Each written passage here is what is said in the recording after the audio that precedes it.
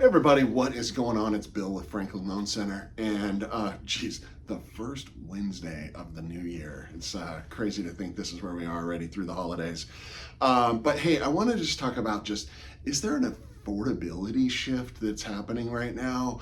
There's so many headlines out there that I've been seeing, especially lately, about like, hey, rates have fallen through the floor, and now's the time to buy or refinance, whatever it might be, and it's like, okay, well, let's pull back the layers on this and see what it really looks like, right? And so the reality about the interest rates is that we have been in a pretty good band with interest rates for probably the past, somewhere in the range of, really it started like mid-September. And at that time we saw rates kind of come down, and we've been operating in this kind of band ever since then. And it really is some of the best rates that we've seen all year. So, are rates better? Absolutely. Rates are definitely in a better spot that they've been, looking at the Freddie Mac is somewhat the kind of the gold standard about where rates are. It's currently listing at 6.15%. Obviously depending on all the normal stuff, but that's down significantly. We're way up into the sevens, right? So what do these things mean, right? Because I think about it and I see that affordability, the reason that people will sit on the sidelines because of affordability is either A, they can't digest the payment for houses that they're seeing that they like, or I guess these two things are highly correlated, right?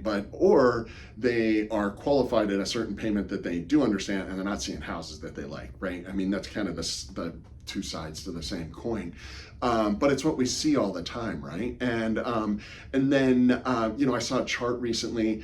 I'll put it right here for a quick sec, that talked about, this is from kind of Q3 of last year, that talked about it it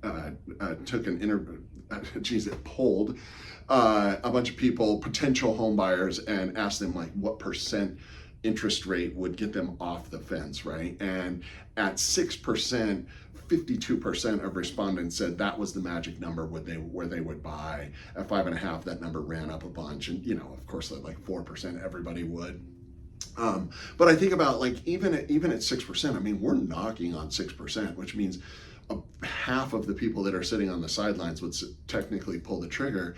And when you think about how that correlates to real numbers, look, a number that rings true no matter where the interest rates are, if you see a 1% change in interest rates, that equals a 10% change in purchasing power for roughly the same payment, right? So the crazy thing is if interest rates go from 7% to 6%, which they have essentially done, then you've got 10% more in buying power, right? So if you were looking at an $800,000 house at 7%, and you just weren't really seeing what you were looking for, and then all of a sudden rates go down to 6%, now you can look up to 880 for the same payment, right? You get almost a 900,000 for the same exact payment. This is a really meaningful change that has happened.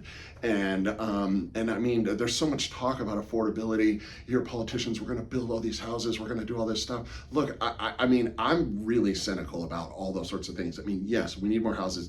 More people are being born. We need more houses, right? So more people are, there's household creations. We got to build more houses, but the notion of like, what are they going to build them cheaper? No, we don't see any of the commodity prices coming down, really. Lumber's come up and down. We've got but mostly the inputs for building these houses is essentially the same. Maybe they could do some stuff with, lowering some of the fees to build a house, whatever it is. But, you're talking about a savings of, I don't know what it is. Maybe they could scratch out 20, 25, 30 grand or something like that.